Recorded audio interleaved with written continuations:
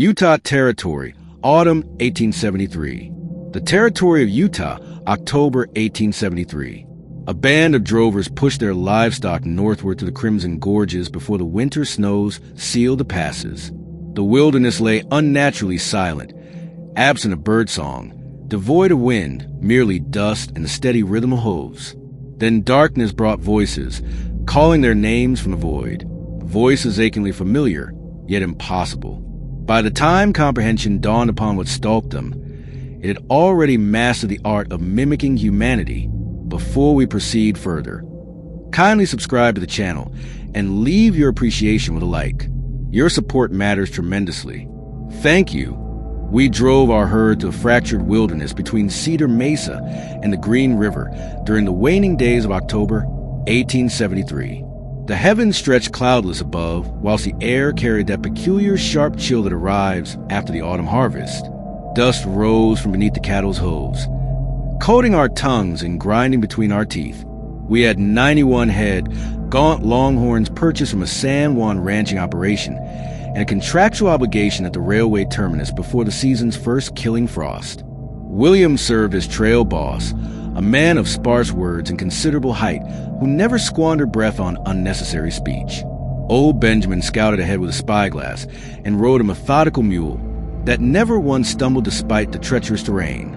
Jacob managed the point position, though a nervous tick in his jaw betrayed his unease whenever trouble loomed. Santiago commanded the supply wagon and maintained coffee brewing regardless of whether we desired it. Young Daniel possessed excellent horsemanship and skill with rope work, though he remained untested in genuine adversity. I maintained a count and rode the flank position, monitoring stragglers whilst keeping one hand perpetually upon the Winchester resting across my saddle. The landscape consisted of endless sandstone plateaus and sparse sagebrush clinging to thin soil. The herd maintained steady progress during daylight hours and clustered together at dusk. Water meant locating shallow pools beneath rock ledges or discovering seepage in shaded crevices. We planned our encampments around these precious sources, measuring each mile against the cattle's condition and stamina. A trader we encountered near the river gave us peculiar counsel. He instructed us to maintain silence after nightfall in this particular stretch of country, his gaze sliding past casual conversation. He warned against whistling. He cautioned against calling anyone's name once darkness descended.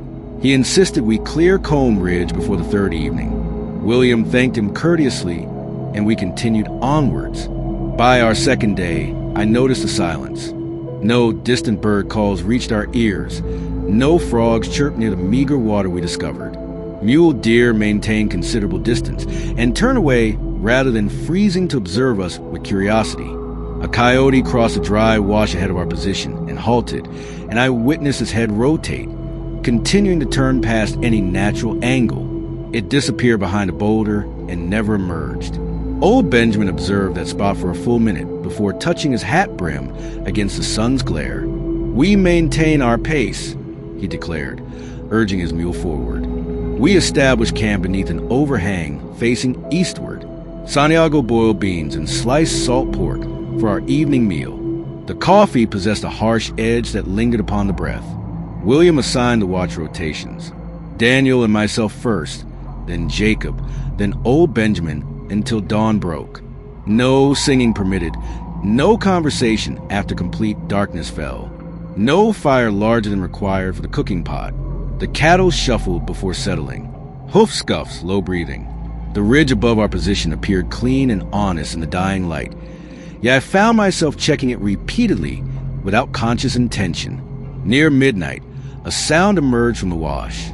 It carried clearly through the arid air, the manner in which small sounds travel when nothing obstructs them. "Jacob," it said, the tone flat and cautious, the way a person unfamiliar with your name attempts it for the first time. I sat upright immediately. Daniel at the far end of our watch raised his head. He looked towards me. I shook my head in warning. The sound came again. Identical pitch, identical cadence. "Jacob." No branch breaking, no footfall dragging, merely that single word. Jacob raised himself on one elbow from within his blanket and whispered an oath. William's hand emerged from his bedroll, and he pressed 2 fingers together, signaling silence. The sound ceased. At dawn, we discovered a print near the seat where the cattle had drunk. The edges remained sharp in the damp earth. Initially, it resembled a coyote print. Elongated toes, narrow pad. 6 strides later, it transformed into a human barefoot impression on hard ground, then reverted to coyote in the silt near a cottonwood root. Old Benjamin traced a line with his gloved fingertip, never touching the marks directly. "It knows our pace," he said quietly. "It is not yet hungry." He stood and looked at William. William said simply, "We keep moving." He did not look towards a ridge.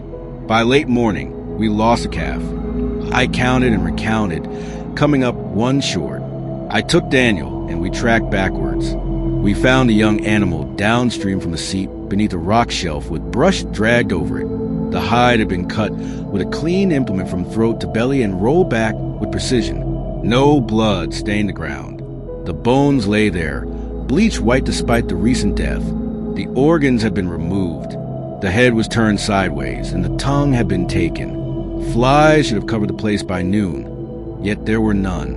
Daniel's hands trembled so violently he gripped both reins in one fist to stop it. "We should inform William," he said, his voice barely steady. "We shall," I replied, "but first we cover properly." We pulled the hide back and dragged stones over the body until the bones were buried.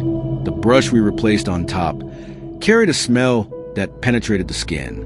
Sharp and ancient, not decomposition, not musk. Something thin and metallic that remained in the nostrils. When we rode into camp with the news, Santiago crossed himself and checked the coffee.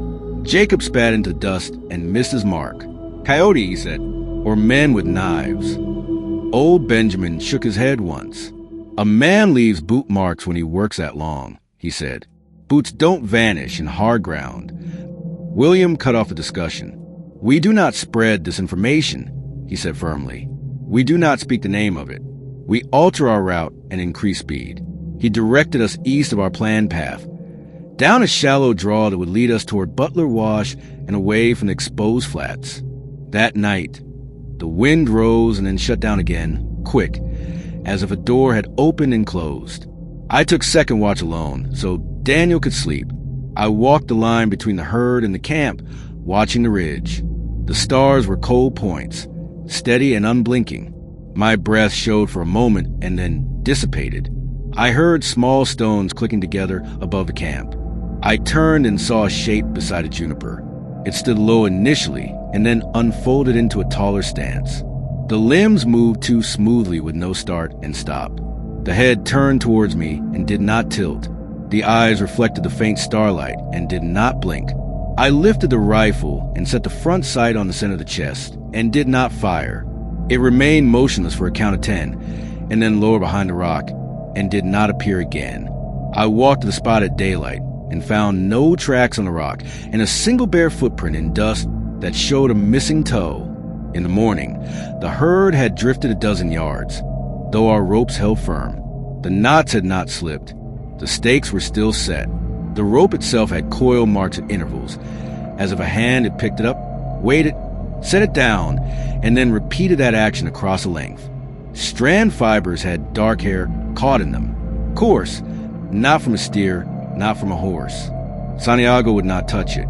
Old Benjamin dug a small hole and pushed the hair in with a stick and covered it. He said nothing during the work and would not meet our eyes. We started to argue at noon. Jacob wanted to turn south and forfeit the contract. "Not worth it," he said, his voice rising. "The buyer can purchase fat beef next spring. He can wait." William stood with his thumbs on his belt and listened, then said, "We finish what we started." He pointed to the sky. 2 days more if we cut through the wash. Water ahead. After that, it is open and clean to the river. We shall not return through the same ground. Old Benjamin said quietly, "We should not use our names after dark." He looked at each of us in turn. "If you hear your name, do not answer. If you hear a child, do not answer. If you hear an animal speak a word, do not answer." Santiago swallowed. and said he would keep the coffee ready by dusk, and then bank the coals under sand. We made good miles in the afternoon. Sand flats gave way to shelves that clattered under the cattle. The sun moved to our right, and then fell behind the ridges. We passed a cairn I had built at noon to mark a cut in the rock. Stones had been taken off and laid in a line toward a narrow gap, not the way we had planned. On top of the last stone sat a dead raven with the breast opened and empty. The wings were spread. No ants touched it. Daniel breathed through his mouth and stared straight forward after that. We did not rebuild the cairn. We did not speak. Before dusk, we crossed fresh marks on a low wall, lines scratched with sharp point, not ancient carvings, not deep. A man could have made them in a minute if he had a tool and no care for his hands. The marks followed our path and then split. One set running ahead of us, one set dropping into the wash behind. Old Benjamin looked tired when he saw that. "It wants us to move this way," he said. William said, "Then we camp on the flat instead," and he pushed the herd out of the wash and onto a hard-pan bench where we could see both approaches. We set the herd tight and kept the fire small. The smell in the air changed. A thin, sour thread that came and went at the edge of breath. Jacob checked his revolver. Daniel stretched a new rope and tied it off to two solid rocks and placed his bedroll in the middle of the line. Santiago poured coffee into tin cups and handed them around with steady hands. William said, "No one leaves the circle. If you are called, you do not move." He looked straight at me. "If you see it, you do not shoot unless it comes inside the herd." I nodded, though every part of me wanted to test a rifle and hear the sound. The sun slid away and left the bench in a dull gray. The cattle stamped and then stood quiet. The dark pressed in close, but did not hide the land. We waited. A voice rose from the wash, soft at first, sounding like Daniel and using my name. "Come here," it said. Then it repeated the words with a small change that missed the shape of them. I did not move. The voice tried again with Santiago's tone and failed at where to place the breath. It moved along the edge of the bench and paced us. The cattle bunched. My mouth felt dry and useless. I tried to swallow and could not. The voice stopped. Stones clicked together. A moment later, something passed behind a supply wagon, and the mules leaned away from their traces with their eyes wide and their ears flat. William raised a hand and held it in the air, and we waited for the next sound. The sound did not return. A thin scraping traveled along the ground near the rope. I raised a rifle and waited until my arm started to ache. Old Benjamin stood without a sound and moved 2 steps to his left. He held up his palm. I followed his gaze. On the far side of the herd, a shape rose from the ground beside a cow and matched its height. It held still in that posture for a long time, then shifted into a crouch. The cow stamped once and stilled. The shape glided between 2 steers without touching them. I could not make out edges. It looked like a blur in the low light. Not a shadow, not a man. My teeth hurt from clenching them. William whispered, "Hold." Jacob's breath came fast and shallow. Daniel gripped his rope with both hands and kept his feet planted. The shape stopped near the center of the herd. A soft sound came from it. The rough neck rattle a calf makes when it stands for the first time. 3 cows turned their heads and listened. The shape made the sound again, and then changed it into something closer, to a woman's voice. Then a child's laugh, then the cry of a hawk. None of it sounded right. It was like hearing the correct notes on the wrong instrument. The steer shifted, hooves scuffed. I sighted on the space between 2 animals and tried to find a target in the gap. There was nothing solid to put the sight on. It moved back out of the herd, as if satisfied. It passed the supply wagon and brushed the wheel. The wagon creaked as if pushed. Santiago froze. The mules laid back their ears and bared their teeth at it. It paused and then stood up straight in a way that made the mules flinch. I felt a heat rise in my neck and had to swallow again. It turned its head towards us without stepping closer. Then it lowered and slid into the wash. William let out a breath. "No one speaks," he said. "No one fires without my word." He pointed at the rope where Daniel stood. "You keep that line tight." Daniel nodded. He had sweat on his face despite the cold. The wind lifted for a moment and dropped again. We kept our places until dawn. The sky lightened and showed the wash and the low benches beyond. The ground near the wagon held prints that shifted shape every few steps. In the dust near the wheel sat a clear mark of a hand with long fingers splayed wide. The thumb pointed the wrong way. I squatted and studied it. The palm showed lines like a person's hand, but the spacing was off. The size matched mine. I pressed my own hand near it and held it there long enough to feel the heat leave my skin. I stood and rubbed my palm on my trousers. Santiago would not come close to the mark. He set coffee on the coals with his head down. We checked the herd. One animal had a cut along the side. It was clean and shallow. The hide peeled back at the edge like it had been tested, and then pressed back into place. No blood on the ground beneath it. The steer shivered, but stood calm. William ran his fingers along the cut, then wiped them on his sleeve. "We move," he said. "Pack fast." His tone carried more weight than before. No one argued. We struck camp in minutes. Jacob kept looking behind us. He touched the back of his neck, and then the handle of his revolver, and then the neck again as if checking for a bite. Old Benjamin walked to the low wall where we had seen the scratches and studied the line. New marks had been added in the night. They looked like tracks drawn with purpose, as if a map had been made to show where to drive us. He called William over. They stood a long time. Then William pointed north. "We cut the route here," he said. "No wash travel, hard ground only. Keep the herd tight." The sun climbed. The day stayed cool. We moved over rock-encrusted soil where prints would not hold. I liked the feel of that under the horse. The cattle did not. They stumbled and slowed. I rode to the rear and prodded two stragglers forward. A high call sounded from ahead, like a person trying to copy a hawk without breath in the right place. We kept going. My throat felt raw from the air and the grip of fear that had not let up since last night. At mid-morning, we found a small spring under a ledge that old Benjamin knew. He said we would water quickly and keep going. The pool looked clear and safe. Jacob crouched to scoop some in his hat. Old Benjamin yanked him back by the collar. "Wait," he said sharply. He took a stick and skimmed it across the top. Strands of hair rose to the surface. They swirled in a ring. Some of it was calf hair. Some of it was long and black and coarse. None of it belonged in that pool. Santiago turned and spat and wiped his mouth. Nobody spoke for a few breaths. William said, "No water here." We pushed the herd away without letting any of them drink. They balked and stamped until we cleared the ledge. The terrain narrowed into a pass between two mounds.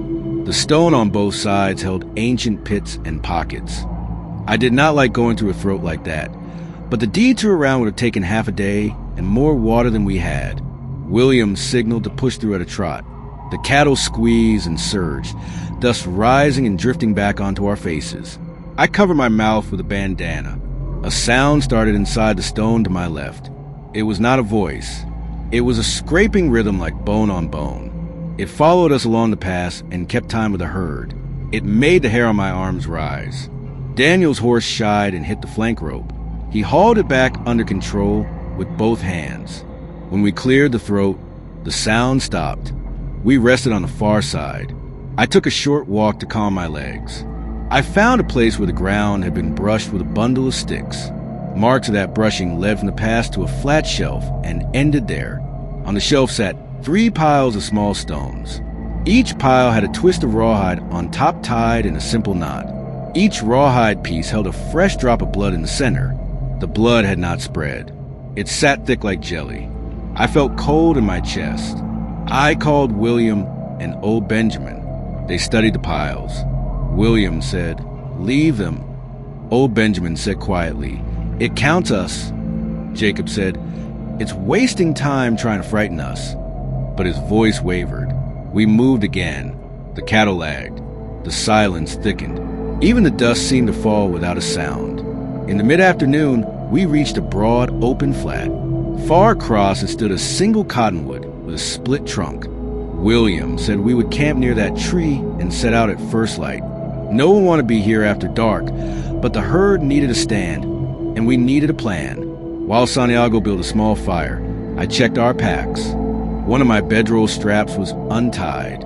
I knew I had tied it clean that morning. Inside the roll lay a strip of rawhide that was not mine, braided and stiff with a knot in the shape of a small hand. I held it up. "Who has been in my gear?"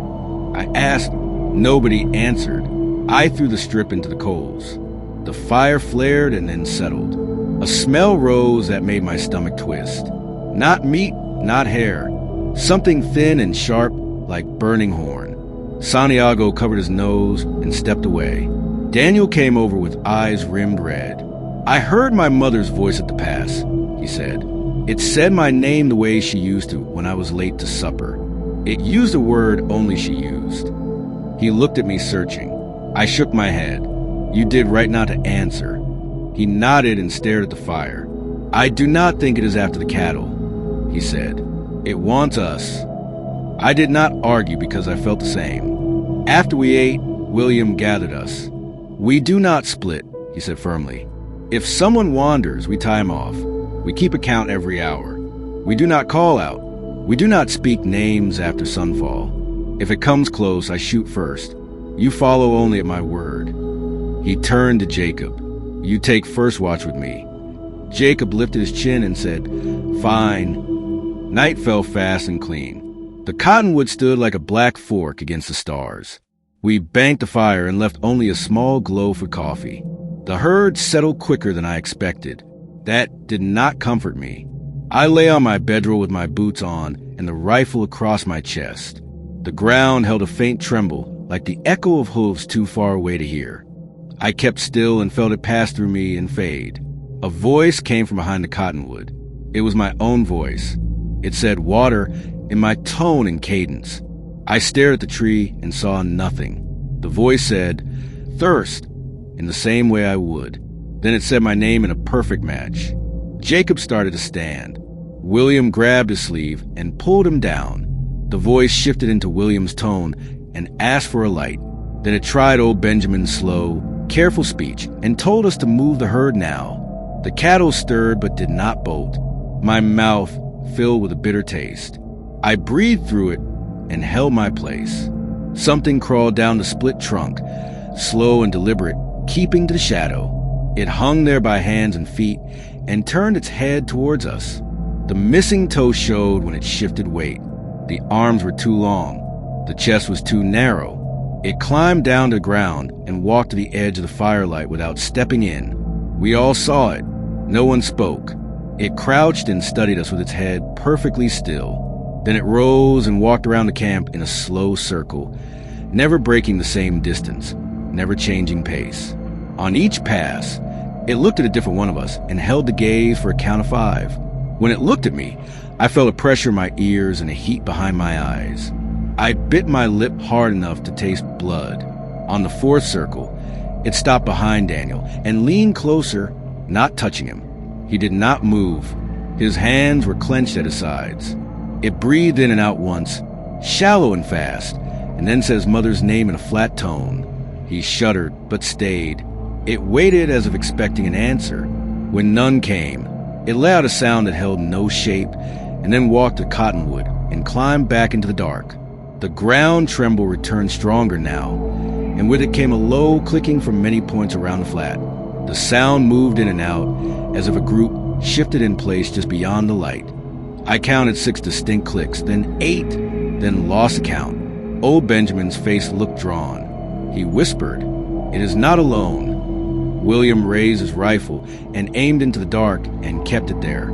My arm started to shake from holding the rifle on my chest. I rolled to my side to ease it and kept my eyes on the edge.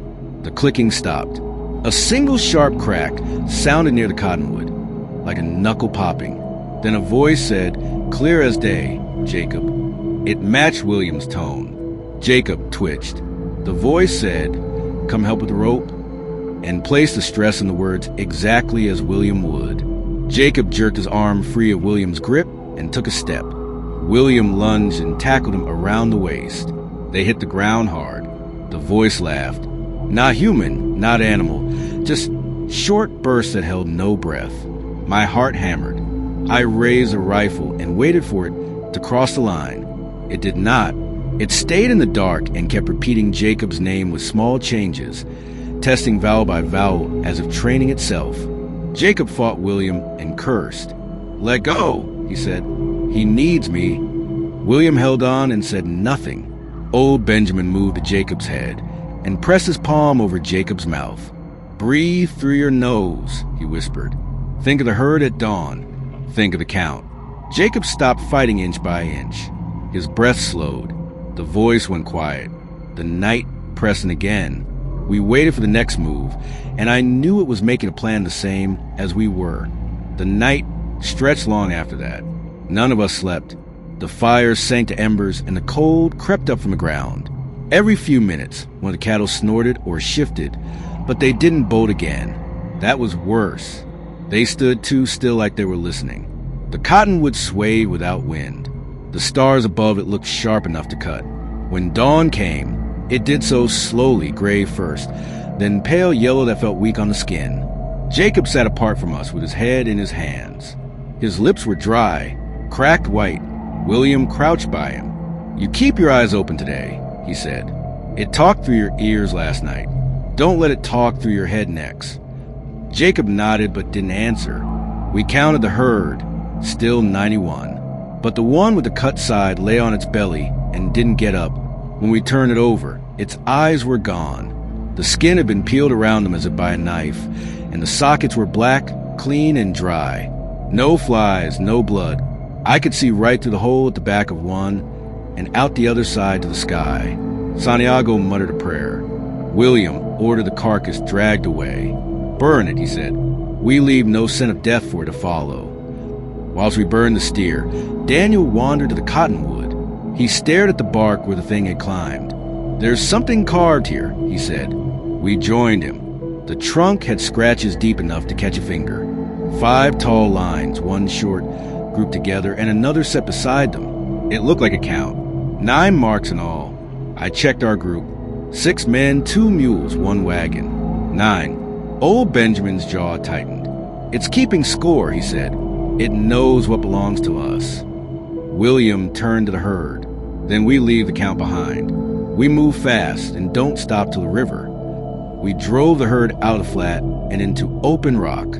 The sun climbed hot by mid-morning, but the air felt heavy. I watched the horizon for movement, but nothing stirred. Hours passed. The sound of the hooves started to dull, swallowed by something that wasn't wind. When we stopped for a meal, even the tin plates sounded muffled when they touched. Daniel said his ears rang. Jacob said he couldn't hear his own breath. I tried to listen for my heartbeat and couldn't. We reached a wide canyon by afternoon. The walls were high and red, carved by water long gone. The bottom held a stream, shallow but moving. William said we'd follow it north toward the Green River. "We stay in the open," he said. "It doesn't like that." He didn't explain how he knew. The stream tasted clean. I filled my canteen and rinsed my face. The cold helped. Santiago refused to drink. He said the water carried echoes. I thought it was just nerves until I noticed small ripples moving against the current near the bend. They formed rings around nothing. Old Benjamin rode ahead to check the path. When he didn't return after 20 minutes, William told me to follow. I found his mule first, reins dragging in the dust. The saddle was still warm. No tracks nearby, but ours. I called his name once, quiet, and stopped when my own voice bounced back wrong. It came back slower, deeper, like someone had said it behind me. I drew the rifle and turned. The canyon was still. The walls rose close. The air caught between them like breath held too long. I took a step backward toward the mule. Something dropped from the ledge above. A small clump of dirt. Then another. I looked up. At the rim, a figure crouched, bent forward on hands and feet. Its limbs moved with a rhythm too smooth for bone. It tilted its head, and the skin of the face caught the light wrong. Not fur, not hide. Something stretched thin. It watched me for a long moment, then slipped over the edge without sound. I ran the mule back to camp. The others saw my face and didn't ask. William looked up at the cliffs and said, "We move faster." We left the stream and took the high ridge where nothing could stand above us. The sun beat down, and baked the ground to cracks. The herd slowed. One cow stumbled and didn't rise. William didn't stop for it. By late afternoon, the heat faded and the shadows stretched long and thin. We reached a plateau with a line of low boulders that made a half circle. Beyond that was a drop into another canyon, deep and black. The air rose cold from below. William said we'd camp there for the night. Open ground on one side, a cliff on the other. Safer, he said. We gathered what dry brush we could find and made a small fire. No one spoke much. Santiago hummed under his breath. Something soft and low just to have sound. Jacob cleaned his revolver over and over. Daniel kept rubbing his wrist where the rope had burned him. William stared at the cliff edge as if expecting something to climb it. As dark came, the wind shifted. It carried the faint smell of iron. Not blood exactly, but close. I kept looking at the fire at the shadows it threw. They didn't fall right. My own shadow stretched longer than it should have, bending toward the canyon. A noise came from below us. At first, I thought it was wind. Then I realized it was breath. Slow, heavy climbing. We all heard it. William whispered, "Hold the line." He stood, rifle ready. The sound grew clearer. A hand appeared over the edge, pale, long fingers spread wide, nails dark. Another hand gripped beside it. Then an arm, then a head. It pulled itself up in silence the way a spider might. Its eyes reflected nothing. Its mouth didn't move. It stood on the edge and straightened too tall, its spine shifting under the skin. Daniel let out a sound between a gasp and a prayer. The thing tilted its head towards him. It took a step closer, and I saw that its feet were wrong. The toes pointed backward. It stopped and sniffed the air like it was tasting us. William raised his rifle. "Stay back," he said. The thing didn't. It moved closer, slow and steady. He fired once, the sound sharp and short. The figure jerked, stumbled, then steadied. No blood came. It smiled, not with the mouth, but with the skin stretching at the sides of the face. Santiago grabbed a burning branch and threw it. The fire hit its chest and rolled off. The smell that followed was like singed bone. It didn't flinch. William fired again. This time, it dropped to one knee. Jacob stepped forward and fired twice more. When the smoke cleared, the ledge was empty. Only the scrape marks of its feet showed near the edge. We stood still for what felt like an hour. The cattle shifted but didn't panic. William reloaded and said, "It's not dead." He wasn't asking. He looked at us each in turn. We keep the fire going till sunrise. Nobody sleeps. We did as he said. The night passed slow, each of us watching the other's faces for any change. Around midnight, I heard a faint sound underground, a knocking from deep below, space like a heartbeat. Jacob heard it too. He mouthed, "It's under us." I couldn't argue. When dawn came again, the sky was dull and heavy. The fire had burned down to ash. No sign of it near the edge. But the prints that led away from the cliff now circled the herd, wide and deliberate. In the dust, the handprints showed again, each one turned inward. We counted 9 of them this time, one for each of us, including the ones gone. William said nothing for a long time. Then he said, "We ride." We left the plateau and moved toward the river, faster than the cattle liked. The air grew colder, though the sun was high. Around noon, I saw something far behind us, a dark figure walking our path, keeping even pace. It never stumbled, never bent, just moved in a straight line. I told William. He didn't turn around. "Don't look at it again," he said. "It follows sight. You feed it by seeing it." By late afternoon, the land began to dip. The river should have been close, but the horizon ahead looked wrong, bent in places where it should have been flat. Daniel started muttering under his breath. Jacob said, "It's driving us somewhere." Santiago whispered to count again. That night when we camped near a dry wash, the sound came back, a long, low whistle that circled us, then words, my own voice first, then William's, then Jacob's, screaming his own name. We all froze. The fire gutted out on its own. The dark closed over us like a blanket, and from that dark came the sound of hooves that didn't belong to our herd. slow, deliberate, heavy. William whispered, "Don't move." I didn't. No one did. The hooves came closer. A shadow passed between us and the stars. I felt its breath, warm, wet, too close. Something brushed my shoulder. Then the ground shook as if it leapt away.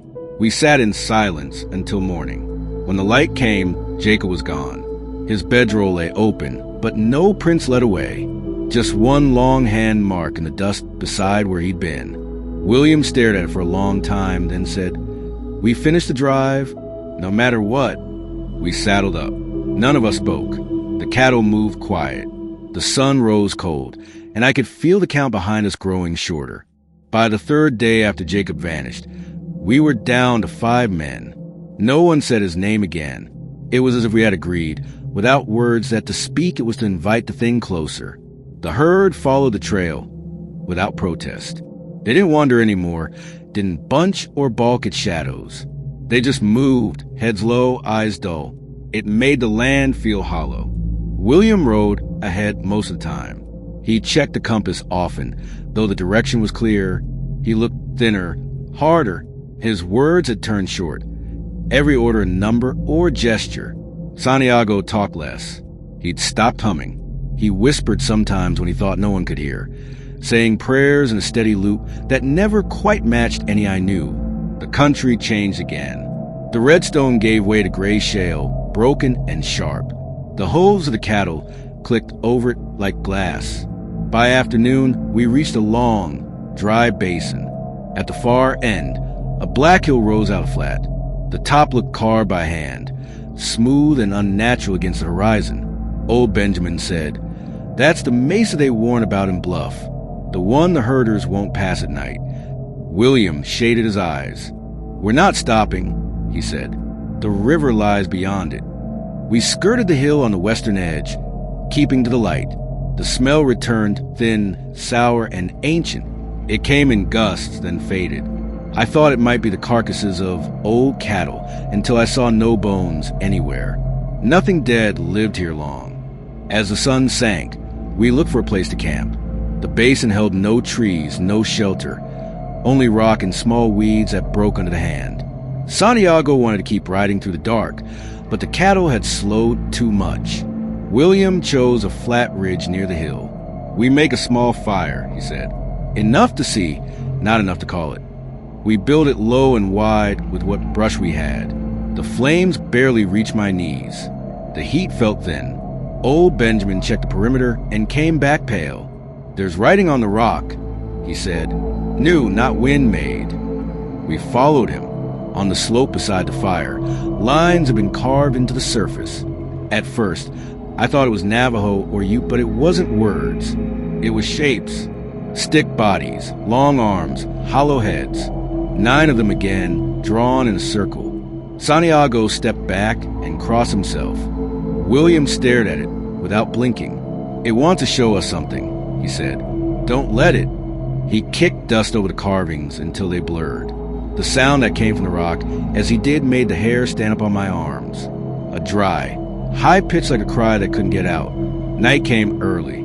The fire cast light that felt smaller than usual, as if the dark had weight. We sat close to it. No one touched food. The cattle stood silent beyond the circle, their shapes shifting at the edge of vision. After an hour, Daniel said he heard something from the hill, a soft clicking like stones tapped together. William told him to ignore it. It grew louder anyway. Then we all heard it, steady, deliberate, moving down the slope towards us. I gripped my rifle. The sound stopped just past the light. We waited. Then a voice spoke. It was Jacob's. "It's cold out here," it said. "Let me in."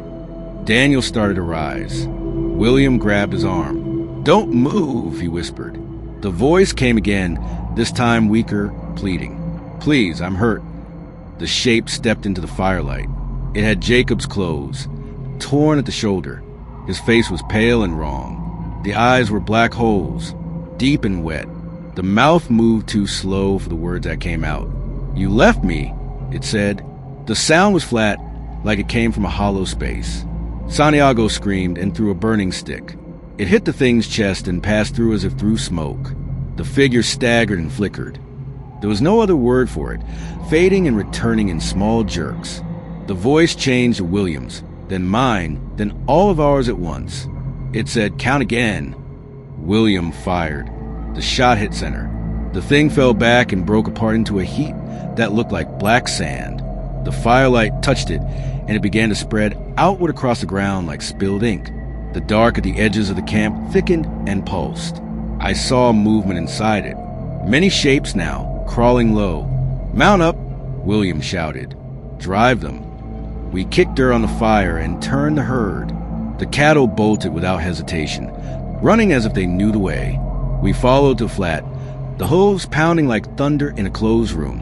Behind us came a sound that rose higher and higher until it hit something past human hearing. Daniel cried out. I looked back and saw the hill alive with shapes, tall and bent, crawling down its side in silence. The starlight showed their backs arched and limbs long as fence rails. They moved in unison. No pause, no sound, but the scraping of stone under weight. We rode until the ground began to drop. The smell of water reached us faintly. "The river," I said. William didn't answer. We drove the cattle down a narrow slope. Rocks cut the hooves and ours too, but we didn't slow. The river shimmered faintly ahead. When we reached it, William shouted for us to cross. The herd plunged in, the current fast and shallow. Halfway across, the water began to ripple against the flow, not from wind, from pressure, from movement under it. The cattle pushed harder. Something brushed my boot under the surface. I fired a shot into the dark water. The ripple stopped. We reached the far side as the first light of dawn touched the cliffs. The river looked calm behind us. Nothing followed. The herd stood shaking, dripping, but alive. I counted quickly. 79. 12 gone. William rowed back to the bank and watched the water. Old Benjamin joined him. "You think it can cross?" Benjamin asked. William said, "Not whilst we move." He turned to us. "We don't stop till Green River Station. If we make it there, we don't tell a soul what we saw. We leave this ground behind." We rode north. The land flattened and the smell of grass returned. It should have felt like relief, but none of us spoke. By midday, the cattle began to bellow again, low and restless, like they remembered something. When we stopped to rest, Daniel asked, "What if it never needed the land? What if it just needed us to know it?" William didn't answer. Santiago crossed himself again and faced south toward the ridge we'd left. I followed his gaze. Far in the distance on the far bank of the river, I saw a figure standing still. Too far to see a face, but tall, shoulders narrow, arms long. It watched until the heat shimmer hit it. We reached the rail stop 3 days later. Sold the cattle to a buyer who asked no questions. We spent one night in town, then went our separate ways. William left first, heading east. Santiago said he'd never ride that trail again. Daniel went north toward Salt Lake. I stayed one more night in a small room above the store, trying to sleep.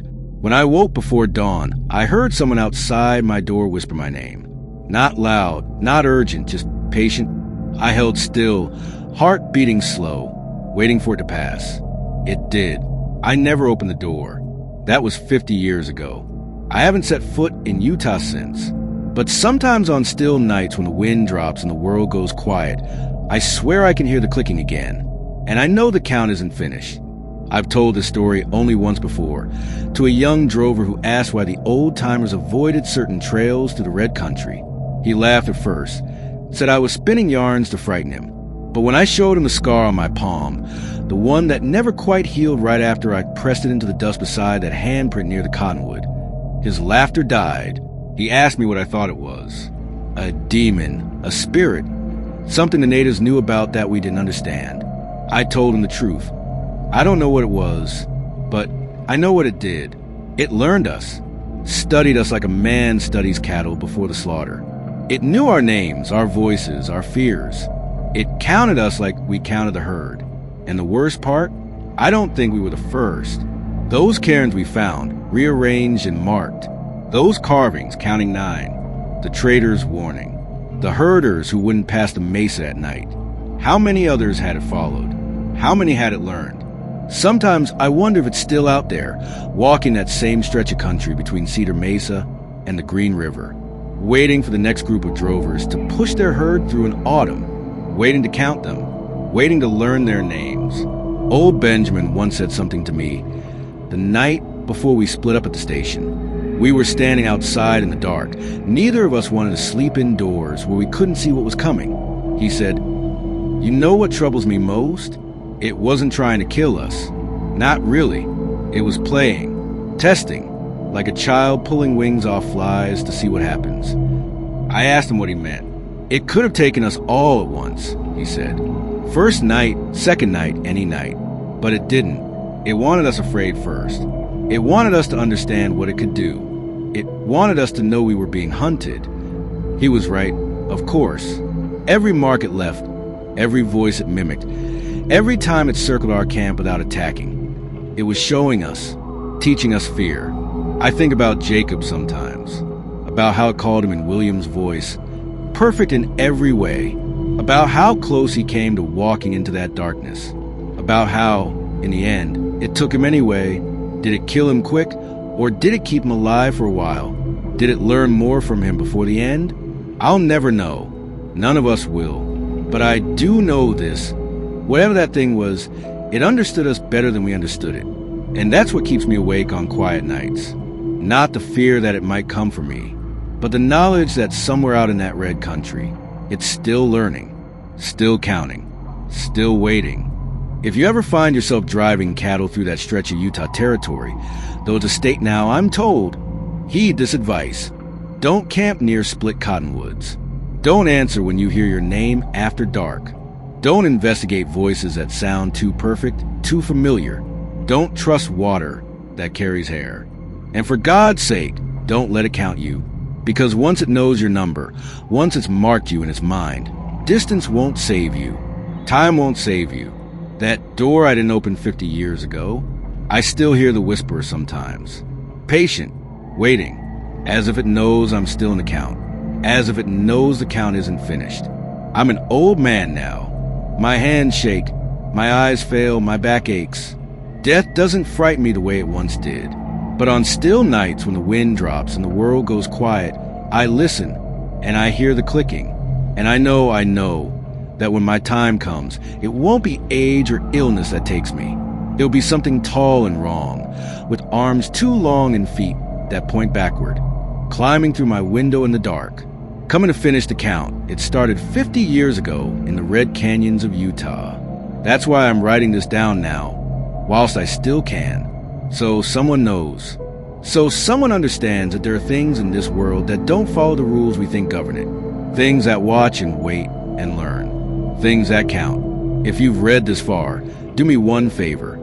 If you ever hear someone whisper your name in the dark, someone who shouldn't be there, someone whose voice sounds too perfect, too much like someone you know, don't answer. Don't open the door. And whatever you do, don't let it see you counting. Because that's when it knows you're paying attention. That's when it knows you're part of count. And once you're in the count, you never really get out. The clicking starts again. Faint. Distant, coming from somewhere outside my window. I don't look. I never look anymore. But I know it's there. Still counting. Still waiting. Still learning. And when it finally comes for me, I won't fight. I won't run. I'll just close my eyes and hope it's quick. Hope it doesn't keep me alive the way I suspect it kept Jacob. Hope it doesn't learn anything more from me than it already has. But I doubt I'll be that fortunate. After all, I'm the one who wrote the story down. I'm the one who remembered every detail, every mark, every sound.